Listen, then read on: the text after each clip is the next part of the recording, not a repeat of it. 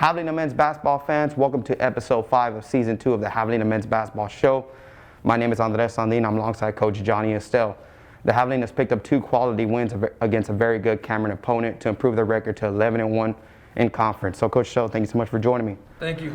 So Coach Estelle, the second game against Cameron, it provided a little bit of adversity in the first half. How important is that for your team as a coach, just to see your team bounce back from a situation like that? Well, first and foremost, you have to give Cameron and Coach Brown, his staff, and his players a lot of credit. You know, they came back determined to, play a lot better, which they did. They presented a big challenge and, pushed us. And you always want to see your team, have to struggle, and have to learn from that. And I thought that's what we did. We pushed through the adversity, made some adjustments at halftime, and it was good to see us, get the win. And Coach Estelle, Will Shayer was mentioned as the LSC Defensive Player of the Week. And I was here in the locker room at the end of the game, and you gave him some pretty good praise. What has he meant for this program? Oh, man, he's just phenomenal.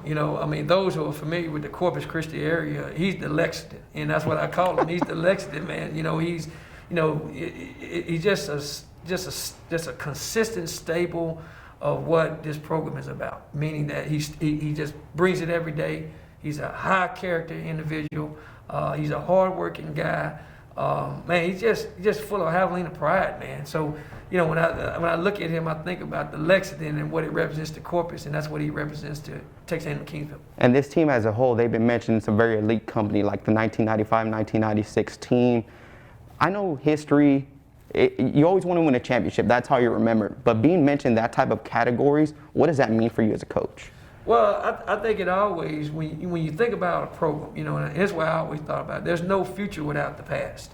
You have to research the past. There's always been guys that have contributed to the culture, to wherever you work at. Mm-hmm. And, in this case, it's kind of a really positive thing for me because I've been a part of both of them. Mm-hmm. As a player and playing for Coach Bill Carter, and my teammates during that time was a great time in my life as a student athlete, and to be able to come back to the institution that I love and to be able to, with my staff and Coach Gonzalez and Coach Matthew before and yourself and everyone that's involved with this program in every level, to be able to put together a product that we have so far, it really means a lot to me because, it just basically shows you that you can win and do it the right way. And Coach Estelle, you mentioned Coach Bill Carter. I know some very unfortunate things have happened in his life, but he's always a true Javelina. As we were seeing, he was coaching from his own house on Zoom, just influencing the players.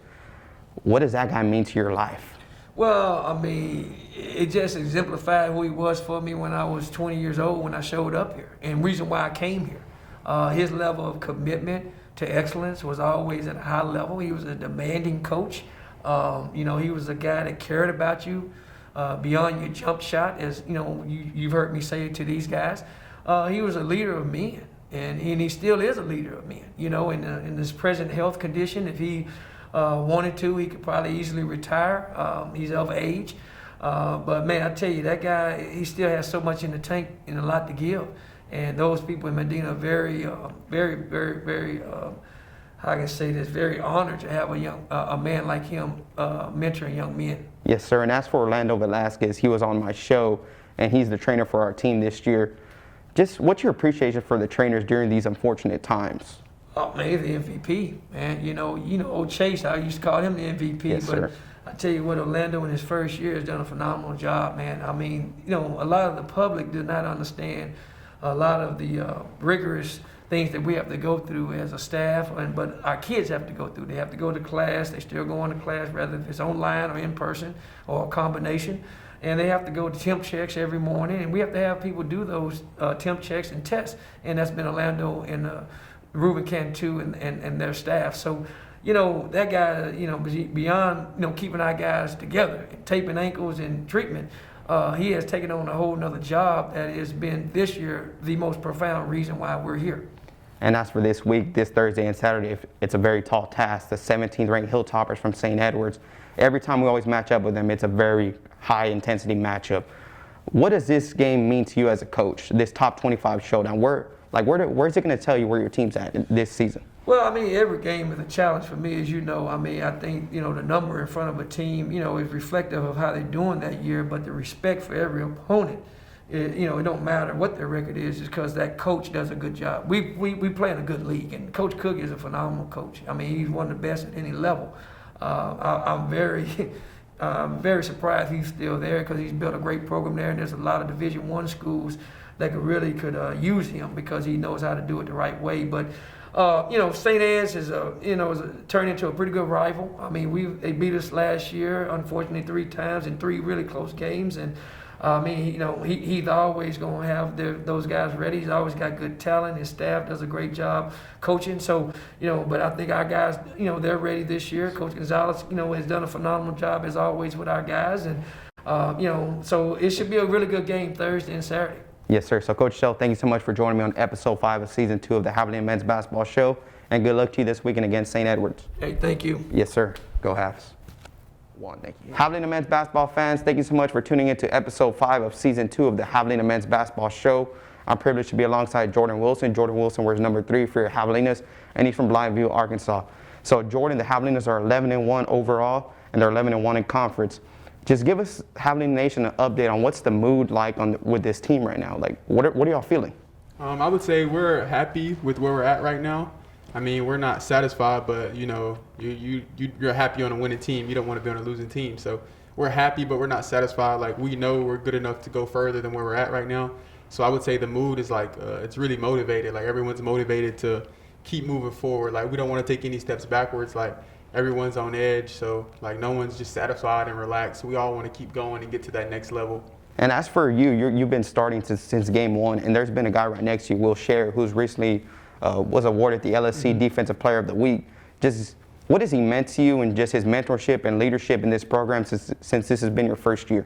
I've definitely learned a lot from him. Like, I mean, he's not really vocal, but just from the way I see him move on the court, and like how he's always up to date with everything, and how he always knows what's going on and stuff like that, it really motivated me to try to get on that level to where he's at, to where I know where everything's going on. Like, I know everything that happens in each play and all that. So I would definitely say he's really, just watching him in practice and stuff, it's really helped me try to take myself to that level that he's at, to just knowing everything and knowing what's going on and stuff like that. And as for this team, and I mean, this organization, or just this team as a whole, it's a first-class atmosphere. Coach Estelle has done a fantastic job.